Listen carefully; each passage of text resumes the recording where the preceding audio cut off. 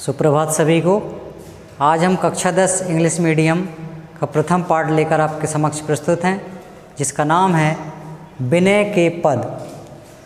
इसकी रचना किसने की है, इसके रचनाकार कौन हैं? तो यहाँ पर विनय के पद जो हैं गोस्वामी तुलसीदास जी द्वारा रचित हैं। जैसा कि हमने पहले भी चर्चा की थी कि तुलसीदास जी का जन्म बांदा जिले के राजापुर नामक ग्राम में हुआ था। कुछ लोग इनका जन्म स्थान सोरो उत्तर प्रदेश को मानते हैं। इनकी माता का नाम हुलसी तथा पिता का नाम आत्माराम दुबे था। बचपन में तुलसी के ऊपर से माता पिता का साया उड़ गया था। तब इनका पालन पोषण गुरु नरहरिदास ने किया था। इनका विवाह रत्नावली से हुआ था, परंतु पत्नी की दुत्कार से तथा गुरु की कृपा से इन्हें राम भक्ति से ये प्रेरित हुए। सन 1623 में इनका देहावसान हो गया। साहित्य सेवा की यदि बात की जाए तो तुलसी ने लोक कल्याणकारी साहित्य की रचना की। उन्होंने जीवन की प्रत्येक समस्याओं को अपनी रचनाओं के माध्यम से समाधान किया। जैसे उनकी रचनाएं हमें प्रसिद्ध है, जगत में प्रसिद्ध है रामचरितमानस, जो हम सभी उसका पाठ भी करते हैं। विनय पत्रिका, कवितावली, गीतावली, दोहावली और जानकी मंगल, कृष्ण गीतावली, पार्वती मंगल आदि तुलसीदास जी की प्रसिद्ध रचनाएं रही हैं। अब इनकी काव्य की विशेषताएं देखी जाए तो तुलसी के काव्य में अनेक विशेषताएं हैं। जैसे तुलसी के साहित्य में मूल भावना मनुष्य का कल्याण करने की जो भावना है उसको दिखाया गया है। भक्ति की भावना, इन्होंने भगवान श्री राम के अतिरिक्त किसी और को अपना इष्ट नहीं माना, तो भगवान राम के प्रति अगाध प्रेम उनका दिखाई देता है। समन्वय की भावना, तुलसी के काव्य में समन्वय की भावना की प्रधानता भी हमें दिखाई देती है। उन्होंने समाज, धर्म, राजनीति, दर्शन आदि विषयों को बहुत ही सुंदर तरीके से अपने रचनाओं में सामंजस्य की स्थिति में स्थापित किया है। रस, उनकी रचनाओं में काव्य की रस भी मिलते हैं हमें, और काव्य का प्रमुख रस उनका जो है शांत रस है। मतलब शांत रस की इन्होंने बहुत सारी रचनाएं की हैं। और कहीं कहीं भक्ति का भी हमें बेजोड़ नमूना दिखाई देता है। कला पक्ष की यदि बात की जाए तो तुलसी ने ब्रज भाषा और अवधी भाषा में ही काव्य की रचना की है। उन्होंने संस्कृत, अरबी, फारसी शब्दों का भी प्रयोग किया है। शैली, तो इन्होंने मुक्तक जो छंद है इनकी शैली में काव्य में रचना की है। छंद, तुलसीदास जी ने चौपाई, दोहा, पद, सवैया, कवित्त आदि छंदों की काव्य रचना की है। अलंकार की यदि बात की जाए तो तुलसी ने रूपक, उपमा, अनुप्रास आदि अलंकारों का प्रयोग किया है। साहित्य में स्थान, तो काव्य की रचना तुलसीदास जी ने की है। वे हिंदी के एक महान कवि हैं और हिंदी साहित्य में इनका अद्वितीय स्थान है। अब हम इनके प्रथम पद्यांश की यदि व्याख्या करते हैं, उस पर विचार करते हैं, तो बहुत ही सुंदर इन्होंने राम की भक्ति को यहाँ प्रस्तुत किया है। वह कहते हैं, जाके प्रिय न राम वै देही, जिसके प्रिय अर्थात जिस मनुष्य के प्रिय भगवान राम नहीं हैं, ताही तजिए कोटि बैरी सम, उसे करोड़ों बैरियों के समान त्याग कर देना चाहिए। कैसे त्याग कर देना चाहिए? ठीक वैसे ही त्याग कर देना चाहिए। यद्यपि परम स्नेही तजियो पिता प्रहलाद, जैसे प्रहलाद ने अपने पिता का त्याग कर दिया था। और विभीषण बंधु भरत महतारी, विभीषण जी ने अपने भाई का त्याग कर दिया था। और भरत महतारी, भरत जी ने अपनी माँ का त्याग कर दिया था। बलि गुरु तजियो, राजा बलि ने अपने गुरु का त्याग कर दिया था। कंत ब्रज बनितन, और ब्रज की जो गोपियाँ थीं उन्होंने अपने पतियों का त्याग कर दिया था।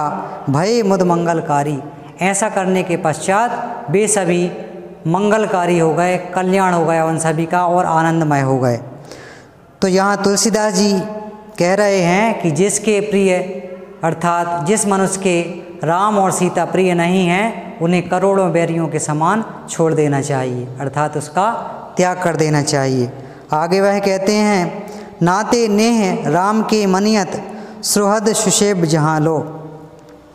तुलसीदास जी यहाँ पे कहते हैं कि सब कुछ त्याग कर भगवान के कल्याणकारी प्रेम को हमें अपनाना चाहिए या मित्र भाव से भी उन्हें अपनाना चाहिए, सेवा भाव से संबंध रखना चाहिए।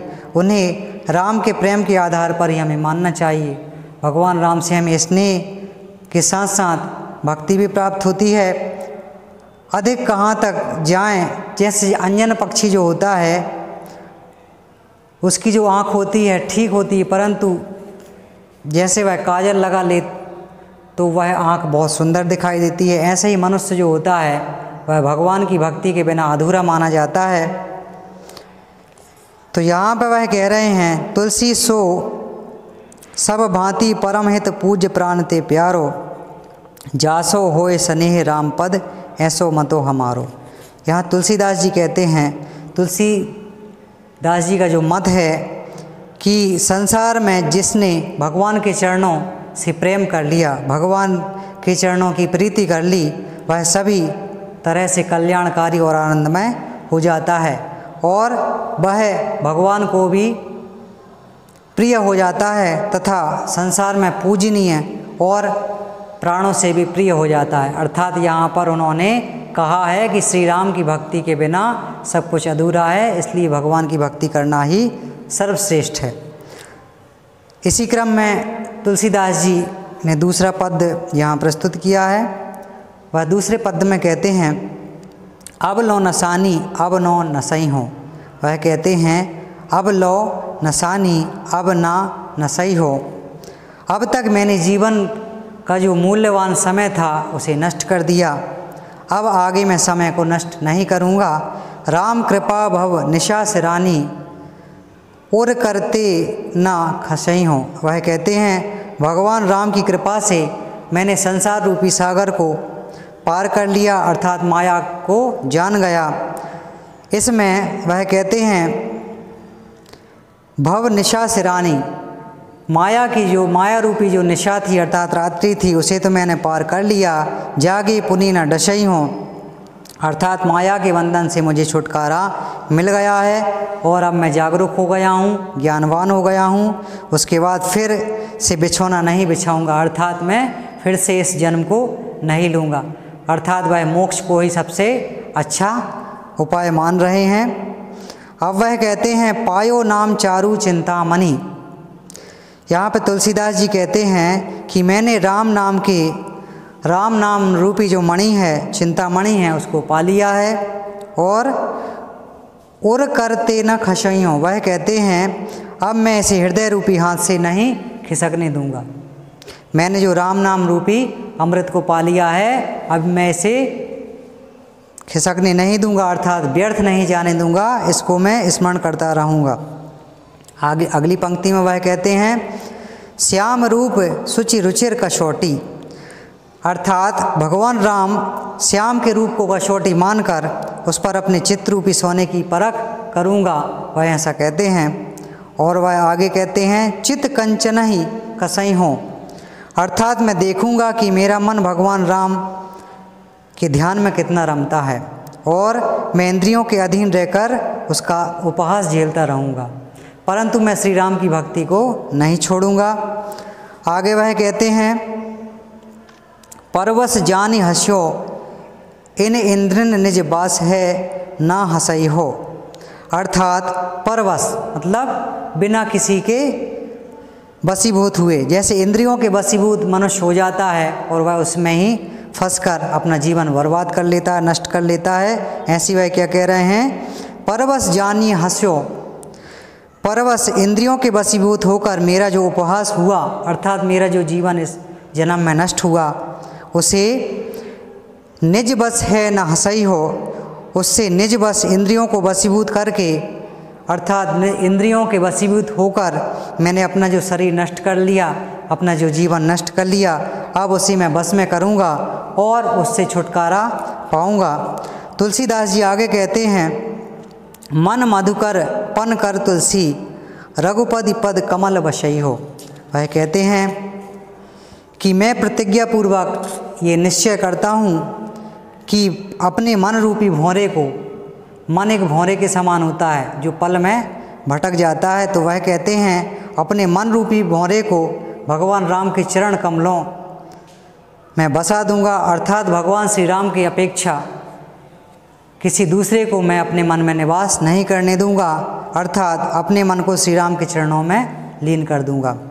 तो यहाँ पे हमने श्री तुलसीदास जी के पद देखे। इनके पद्यों में हमें श्री राम की भक्ति, अनन्य भक्ति का हमें चिंतन दिखाई देता है, बहुत सुंदर चित्रण दिखाई देता है। तो आज हमारा जो पाठ था वह पूर्ण हुआ। आशा करता हूँ आपको ये समझ में आया होगा। धन्यवाद।